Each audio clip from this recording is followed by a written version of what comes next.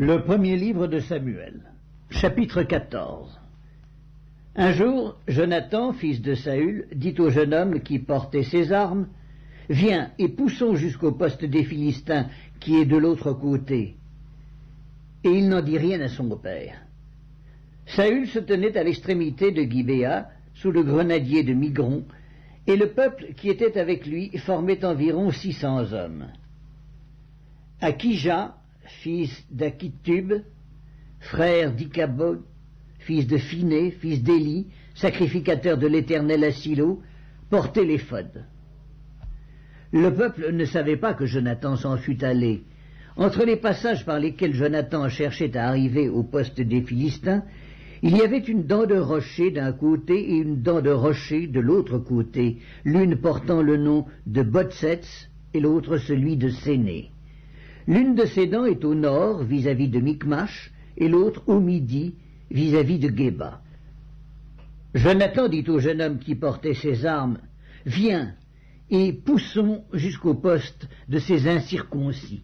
Peut-être l'Éternel agira-t-il pour nous, car rien n'empêche l'Éternel de sauver au moyen d'un petit nombre comme d'un grand nombre. » Celui qui portait ses armes lui répondit, « Fais tout ce que tu as dans le cœur, n'écoute que ton sentiment, me voici avec toi, prêt à te suivre. » Eh bien, dit Jonathan, allons à ces gens et montrons-nous à eux. S'ils nous disent « Arrêtez jusqu'à ce que nous venions à vous », nous resterons en place et nous ne monterons point vers eux. Mais s'ils disent « Montez vers nous », nous monterons, car l'Éternel les livre entre nos mains. C'est là ce qui nous servira de signe. Ils se montrèrent tous deux au poste des Philistins, et les Philistins dirent « Voici les Hébreux qui sortent des trous où ils se sont cachés. » Et les hommes du poste s'adressèrent ainsi à Jonathan et à celui qui portait ses armes. « Montez vers nous, et nous vous ferons savoir quelque chose. » Jonathan dit à celui qui portait ses armes, « Monte après moi, car l'Éternel les livre entre les mains d'Israël. » Et Jonathan monta en s'aidant des mains et des pieds, et celui qui portait ses armes le suivit. Les Philistins tombèrent devant Jonathan, et celui qui portait ses armes donnait la mort derrière lui. Dans cette première défaite, Jonathan et celui qui portait ses armes tuèrent une vingtaine d'hommes sur l'espace d'environ la moitié d'un arpent de terre. L'effroi se répandit au camp, dans la contrée et parmi tout le peuple. Le poste et ceux qui ravageaient furent également saisis de peur. Le pays fut dans l'épouvante. C'était comme une terreur de Dieu. Les sentinelles de Saül, qui étaient à Gibéa de Benjamin, virent que la multitude se dispersait et allait de côté et d'autre. Alors Saül dit au peuple qui était avec lui, « Comptez, je vous prie, et voyez qui s'en est allé du milieu de nous. » Ils comptèrent, et voici, il manquait Jonathan et celui qui portait ses armes. Et Saül dit à Akija, « Fais approcher l'arche de Dieu. » Car en ce temps, l'arche de Dieu était avec les enfants d'Israël.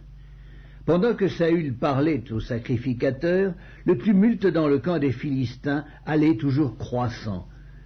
Et Saül dit au sacrificateur, « Retire ta main. » Puis Saül et tout le peuple qui était avec lui se rassemblèrent, et ils s'avancèrent jusqu'au lieu du combat. Et voici, les Philistins tournèrent l'épée les uns contre les autres, et la confusion était extrême. Il y avait parmi les Philistins, comme auparavant, des Hébreux qui étaient montés avec eux dans le camp, où ils se trouvaient disséminés, et ils se joignirent à ceux d'Israël qui étaient avec Saül et Jonathan. Tous les hommes d'Israël qui s'étaient cachés dans la montagne d'Éphraïm, apprenant que les Philistins fuyaient, se mirent aussi à les poursuivre dans la bataille. L'Éternel délivra Israël ce jour-là, et le combat se prolongea jusqu'au-delà de Beth-Aven.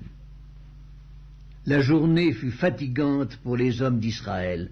Saül avait fait jurer le peuple en disant « Maudit soit l'homme qui prendra de la nourriture avant le soir, avant que je me sois vengé de mes ennemis. » Et personne n'avait pris de nourriture.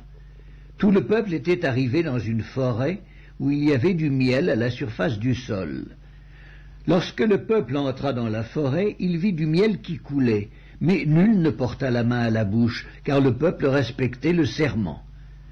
Jonathan ignorait le serment que son père avait fait faire au peuple. Il avança le bout du bâton qu'il avait à la main, le plongea dans un rayon de miel et ramena la main à la bouche. Et ses yeux furent éclaircis. Alors, quelqu'un du peuple, lui adressant la parole, dit « Ton père a fait jurer le peuple en disant « Maudit soit l'homme qui prendra de la nourriture aujourd'hui ».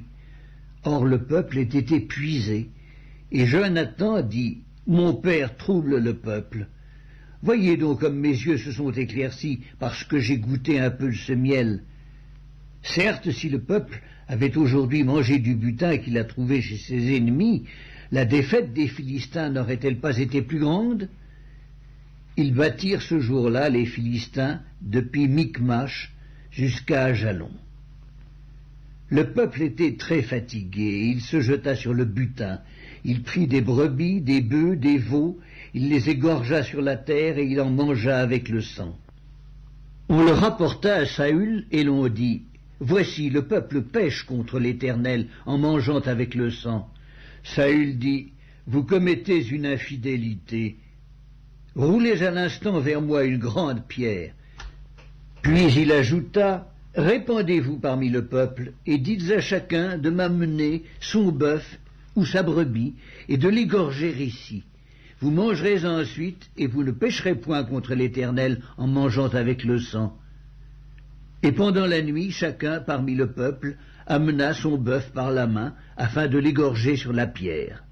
Saül bâtit un autel à l'Éternel. Ce fut le premier autel qu'il bâtit à l'Éternel. Saül dit « Descendons cette nuit après les Philistins, pillons-les jusqu'à la lumière du matin et n'en laissons pas un de reste. » Ils dirent « Fais tout ce qui te semblera bon. » Alors le sacrificateur dit « Approchons-nous ici de Dieu. » Et Saül consulta Dieu.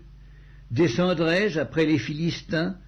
Les livreras-tu entre les mains d'Israël » Mais en ce moment, il ne lui donna point de réponse.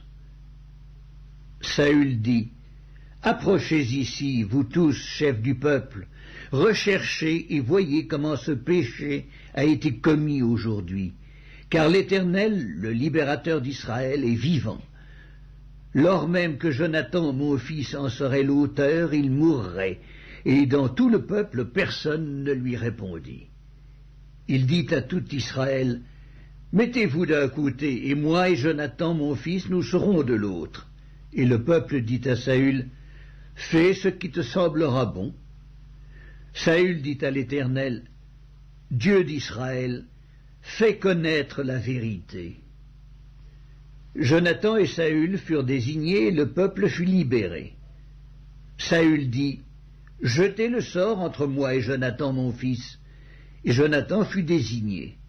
Saül dit à Jonathan, « Déclare-moi ce que tu as fait. » Jonathan le lui déclara et dit, « J'ai goûté un peu de miel avec le bout du bâton que j'avais à la main. Me voici, je mourrai. » Et Saül dit, « Que Dieu me traite dans toute sa rigueur si tu ne meurs pas, Jonathan. » Le peuple dit à Saül, « Quoi, Jonathan mourrait, lui qui a opéré cette grande délivrance en Israël? Loin de là, l'Éternel est vivant, il ne tombera pas à terre un cheveu de sa tête, car c'est avec Dieu qu'il a agi dans cette journée. » Ainsi le peuple sauva Jonathan, et il ne mourut point. Saül cessa de poursuivre les Philistins, et les Philistins s'en allèrent chez eux. Après que Saül eut pris possession de la royauté sur Israël, il fit de tous côtés la guerre à tous ses ennemis, à Moab, aux enfants d'Ammon, à Édom, au roi de Tsoba et aux Philistins. Et partout où il se tournait, il était vainqueur. Il manifesta sa force, battit Amalek et délivra Israël de la main de ceux qui le pillaient. Les fils de Saül étaient Jonathan, Jishvi et Malkishua. Ses deux fils s'appelaient l'aîné Mérab et la plus jeune Michal. Le nom de la femme de Saül était Akinoam, fille d'Achimaas. Le nom du chef de son armée était Abiner, fils de Ner, oncle de Saül. Kis, père de Saül, et Ner, père d'Abner, étaient fils d'Abiel. Pendant toute la vie de Saül, il y eut une guerre acharnée contre les Philistins, et dès que Saül apercevait quelque homme fort et vaillant, il le prenait à son service.